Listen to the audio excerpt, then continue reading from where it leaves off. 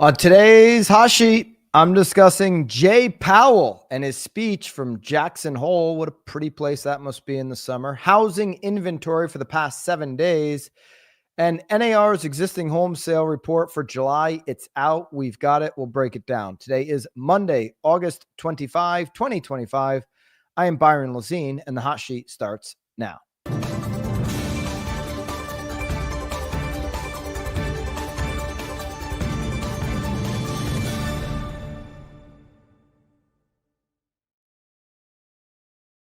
Okay, live from Naples, Florida.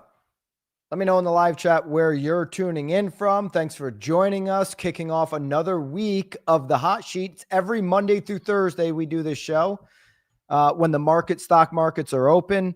And this is the only place you get it for housing professionals on the internet, a daily walkthrough of the last 24 hours of the economy, the housing market, all the things that impact housing. This is the only place. The best way to support what we do at BAM is subscribe to the YouTube channel. If you're here live and you're not subscribed yet, just go down, hit subscribe. It's free. It's simple. It doesn't hit back. You hit the subscribe button. That's it. Hit the notification bell. Do this every day, Monday through Thursday, 9:30 on the East Coast, 6:30 on the West Coast. Tomorrow, of course, at 9 on the East Coast, before we get into the Hot Sheet, we go live with BAMX members for the live role play. Myself, Tom Toole, Lisa Chinati, we do that every single Tuesday before the Hot Sheet. Okay, before we go inventory, usually we kick off the week tracking inventory for the last 7 days. We're going to get to it. Of course, we're going to get to it. But we got to address Friday's speech from Jerome Powell. I don't know, Haley, if you want to bring up Friday's Instagram post. I can't bring it up here because I'm not logged into Instagram. But if you want to bring up Friday's Instagram post on BAM, this thing went nuclear on Friday afternoon because of how good the vibes were after this speech. Year to date, low for the 30-year fixed rate. Eric and the team decided, let's make Jerome Powell look good. I don't know, Haley. They call this. I think this is one of the good guys in Star Wars as opposed to the Darth Vader. I don't know my Star Wars characters. Eric, the broke agent, certainly does. But this one post here it's up to like 5,000 reactions. I mean, it went completely nuclear on Instagram. Mortgage rates fallen to 6.52 after the speech in Jackson Hole. And there was a lot of good vibes flowing around the internet. Even the Open Door crowd got into it. I mean, Open Door closing bell went through the roof. They think Open Door is now being saved by these low rates. Anyways, you follow me on X if you want all my Open Door thoughts. Let's get into Jay Powell's thoughts. Jerome Powell finally, as he did last year at Jackson Hole, which happened to be right before a kind of historic presidential election, signaled rate cuts. Does it here? Same thing. He says, hey, we're thinking rate cuts now. We're pretty worried about jobs. We're worried about inflation, but we're starting to get more worried about jobs, and we can't have that. We have a dual mandate. If jobs get out of control, job loss or stagnant job growth and everything, we kind of lose everything. And Jerome Powell mentioned that obviously on Friday in his speech, and mentions that, hey, I think we're going to go and make a rate cut coming up here soon. Downside risks to employment are rising, says Powell. You can get the article at nowbam.com. Reasonable base case is that the effects of tariffs talking about will be relatively short-lived. First time we've heard Powell say that. A reasonable base case. Yeah, reasonable people didn't get worked up about tariffs. Mostly partisan, emotionally unintelligent people that pretended like they knew everything about tariffs, even though tariffs have not been a part of our life for decades and decades and decades. Like, we didn't have much familiarity with tariffs, but there was a lot of experts on the internet saying this will destroy the economy in 30, 60, 90, 120 days. We're past the 120 days and the stock market's at an all-time high. This will tear everything America's ever built down. Tariffs. A lot of emotionally triggered people had that take. When you looked at, and I said this when tariffs came out, I said, look at the analysts. If they're on the right, they're going to say it's the best thing ever. If they're on the left, they're going to say the world's going to blow up into smithereens.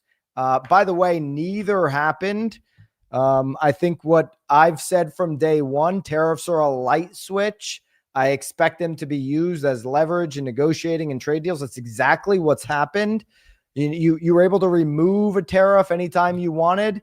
These weren't tattoos. That has certainly played out. And now for the first time, because Powell had a lot of rhetoric similar to the partisan analysts on tariffs that, we need to watch out. All of a sudden now changing his tune. A reasonable base case is that the effect of tariffs will be relatively short-lived. And well, why? Why does he say that? Well, any reasonable person could see, they're using this, the administration, they being the as leverage to get other trade deals. Okay. And so we're seeing that play out. We'll see if the trade deals end up being good. Typically, you need time on a trade deal to be able to analyze it. I know the administration would like to do a victory lap that these trade deals are fantastic. The market certainly likes them. All the markets are at all-time highs, just setting record after record after record. The third point here from Powell is policy is in a restrictive territory. So where we are today on the Fed policy is they're classifying FOMC as a restrictive territory. Okay, the baseline outlook and the shifting balance of risk may warrant adjusting our policy stance to one that's less restrictive. Okay. Let's go to Powell now. Haley, I think you have the timestamps up. We're gonna dig into, he only had one sentence on housing. So one sentence, the whole speech on housing. Let's give it to you now. This was about 5 minutes into Jerome Powell's statements where he mentioned housing, and it was the only mention of housing. Took him 5 minutes to do it. It was one sentence. I've said before, the Fed and Jerome Powell do not care about housing. Okay. Cares about his legacy, probably number one. And then the dual mandate from Congress is 2 and 3. The dual mandate is sustainability on prices, inflation, and number 2, or number 1A equal to number 1 would be that the employment labor market is as sustainable, as maximized, so to speak. So Haley, if we have that up, the one sentence on housing from Jerome Powell, getting into it. In contrast, housing services inflation remains on a downward trend, and non-housing services inflation is still running at a level a bit above. Downward, and that's it. That's it from Jerome. You can drop it there, Haley. That's it from Jerome Powell on housing. Downward trend. Housing services inflation, he mentioned, on a downward trend. Yeah. Barry Sternlight from who owns thousands of doors across the country said it 2 years ago. Like, rents are declining. Realtor.com now has shown us month after month after month, 24 months. Hey, these trends are declining. So don't buy into the inflation boogeyman as much as some would want you to believe. Okay. We'll skip the global trade and we'll go to this consumer prices in 2 possible scenarios, 5/16. So right after this comments here, Haley, let's go into this. The impact that tariffs, the big bad tariffs, are going to have on consumer prices. 2 possible scenarios from Jerome Powell. The effects of tariffs on consumer prices are now clearly visible. We expect those effects to accumulate over coming months with high uncertainty about both timing and amounts. The question that matters for monetary policy is whether these price increases are likely to materially raise the risk of an ongoing inflation problem. A reasonable base case is that the effects will be relatively short-lived, a one-time shift in the price level. Of course, one time does not mean all at once. It will continue to take time for tariff increases to work their way through supply chains and distribution networks. Moreover, tariff rates continued to evolve, potentially prolonging the adjustment process. It's also possible, however, that the upward pressure on prices from tariffs could spur a more lasting inflation dynamic, and that is a risk to be assessed and managed. Okay. One possibility. So, covering both sides of it. Hey, your significant other says, would you like to go out to, such and such is this weekend, and you really don't want to? You say, well, it'd be great to see them, but didn't we have plans to do this? You kind of cover, oh, it'd be great to do what you think, but we got an early morning Sunday. Love to get to church, hey, I don't want to be up too late Saturday night. Kind of covering both bases there from Powell. Implications of the labor market inflation trends for monetary policy. Hey, let's go to that. That's 7 minutes in, and then we'll kind of wrap here and get into the inventory update for the week.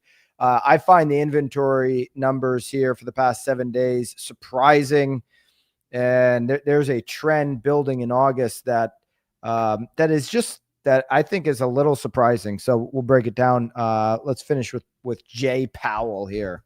So, putting the pieces together, what are the implications for monetary policy? In the near term, risks to inflation are tilted to the upside and risks to employment to the downside, a challenging situation.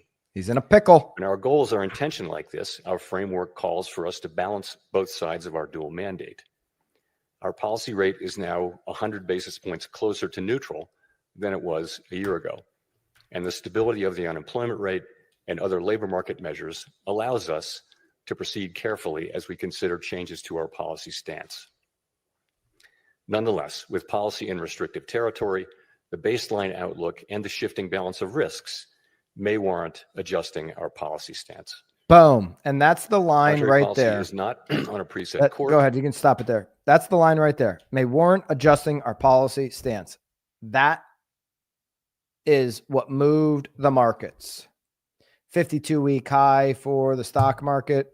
Again, I mean, there's been multiple all-time highs on stocks over the last, since April, when everything was supposed to crater.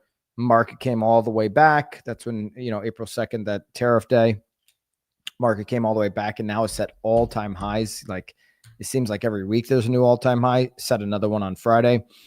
And we got a year-to-date low, 10-month low, a fresh low on mortgage rates, coming in at 6.52 on Friday afternoon. And, there was just a lot of optimism that the rates are going to maybe even continue. There's those new fresh year-to-date lows and rates, 6.52, the 15-year coming in at 15.9. So, at 5.9 on the 15-year.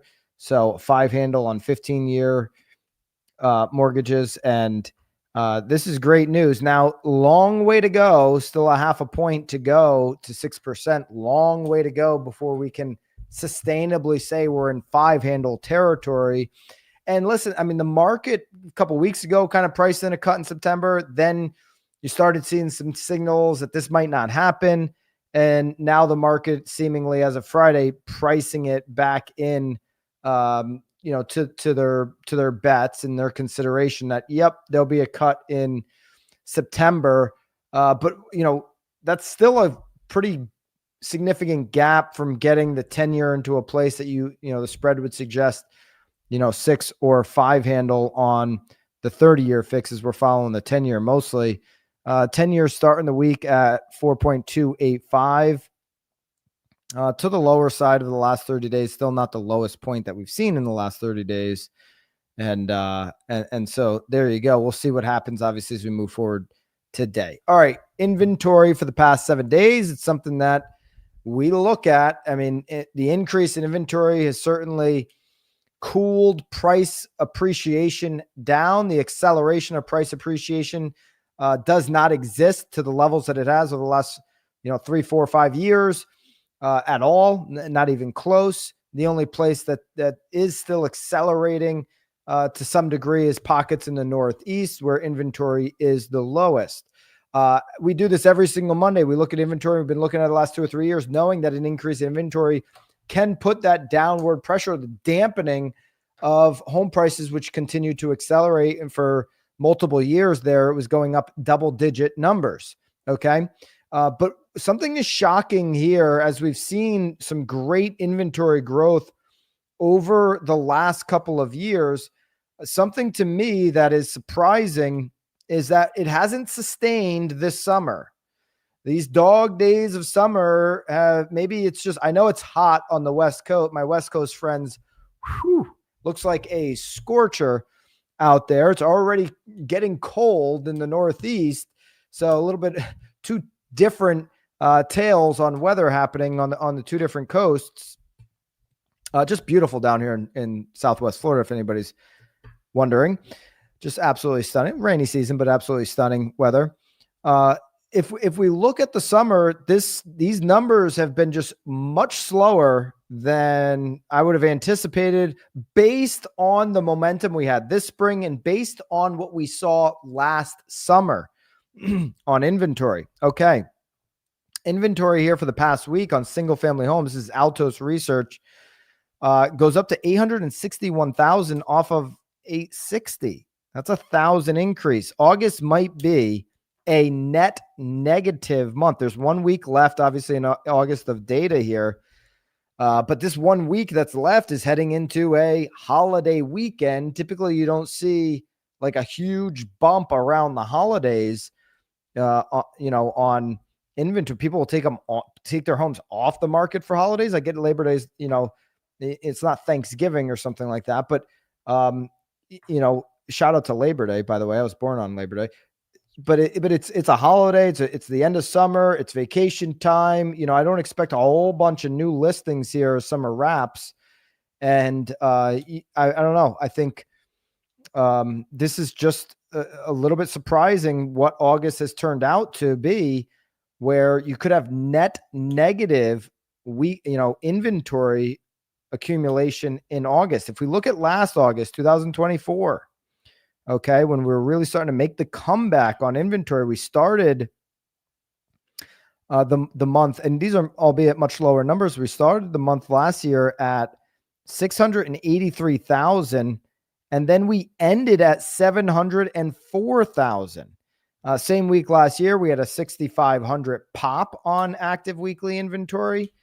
Again, we increased about 25,000 plus on active single family inventory on the month.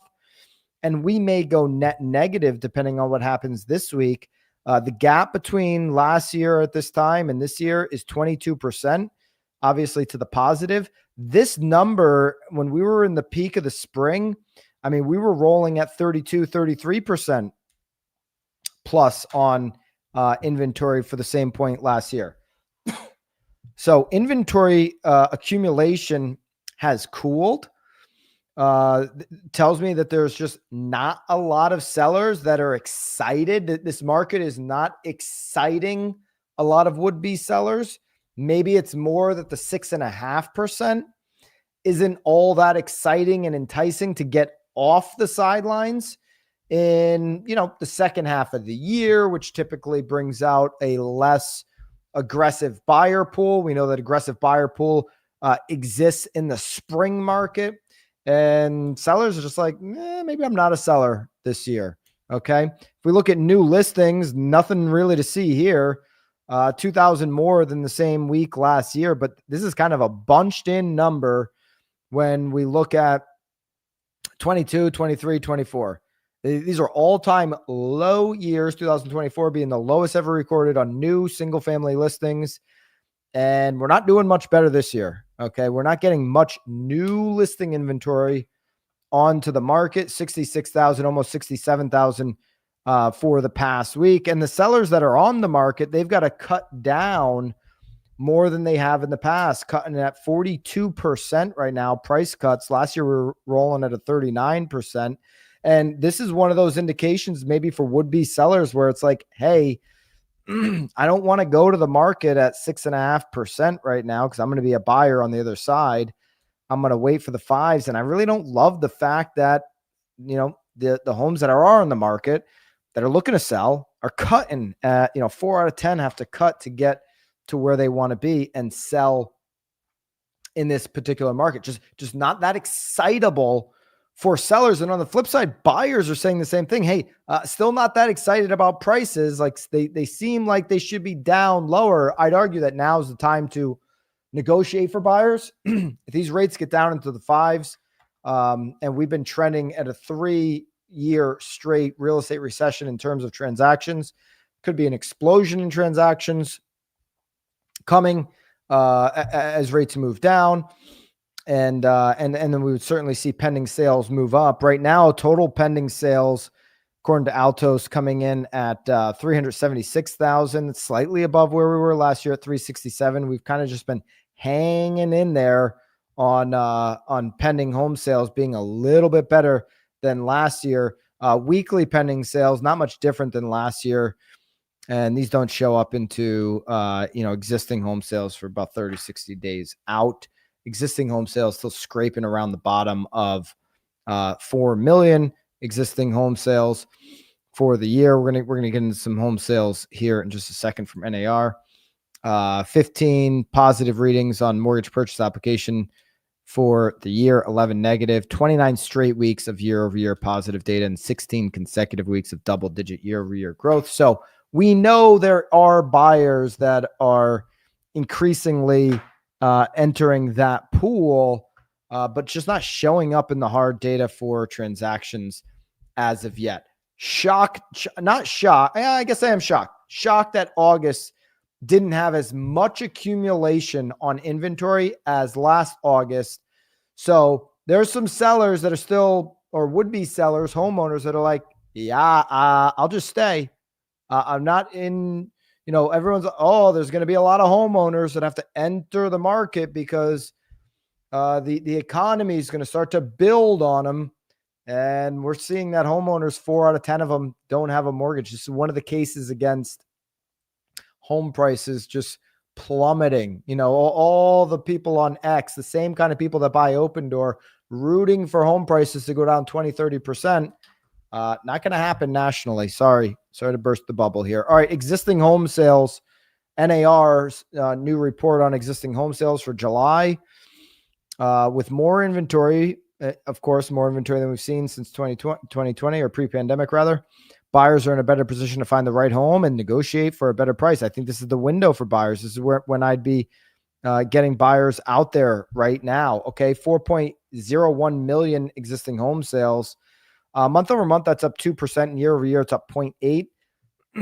3+ year real estate recession as it relates to transaction count. That 4.01 million is the floor. I mean, that's the number that analysts like a Logan Monoshami say. It's really hard to imagine it ever dropping below that number. It's the lowest number that you would anticipate. And so we are at the bottom of existing home sales. When you calculate population, this floor, this Mendoza line should actually be a little bit higher. The Mendoza line, old baseball reference, look it up. 1.55 million homes for sale. Now, I just went through homes for sale inventory. We're in the 800,000s for Altos. That's single family. NAR, when they do inventory, it includes the condo. It includes the townhome. It includes the homes that are pending. Okay, so it includes all of it. So different way to look at it. Year over year, up 15.7% on NAR's inventory, highest since the 2020 lockdown. If you carve out single family in real time like Altos does, which is what we look at every Monday, which is the number that I particularly prefer, again, we're up over 20% year over year on that. The whole pie, which includes the pendings, that they kind of bunch everything together here, and they are up about 16%. Months of supply, 4.6. It was 4 back in July of 2024. So getting closer to that equilibrium nationally of a buyer and seller market at 6 months of supply. Certainly you go to some Sunbelt states, it is a buyer's market already there. Median sales price at $422,400 year over year, up 0.2%. So prices on median sale price for existing sales is basically flat. And that is a net negative number when you factor in for inflation. Okay. So 1.34 million is where we're at on that housing inventory number back last year. The 16% increase, as mentioned, brings us up to 1.55 million. So we've had a very healthy gain on inventory over the past 12 months, but that accumulation is starting to slow right now. And it's just an interesting note that, hey, maybe we're not going to see as much inventory here before we get to that winter deceleration. Some of the charts that will be available for BAMX members on School inside of the Hot Sheet Classroom. And I've got them all right here for you. Total existing home sales. Again, this is the bottom. This is the Mendoza line. Nobody expects to go below this on existing home sales. This is the real estate recession that we talk about over the last 3 years. This is tracking at even a 3-year low on existing home sales. So it's a rate sensitive environment right now. Need the rates to move down for that number to move up. The price of existing home sales, again, coming in at the 422,000. Existing home sale median price. This is the smallest, go all the way back here. This is the smallest monthly increase at the 0.2 or percent change, rather year over year at 0.2%. And so where does this come in next month? That'll be an interesting number to look at. Total existing home sales is up 0.8% after coming in June flat and then down months prior. So seeing a little bit of a pop there.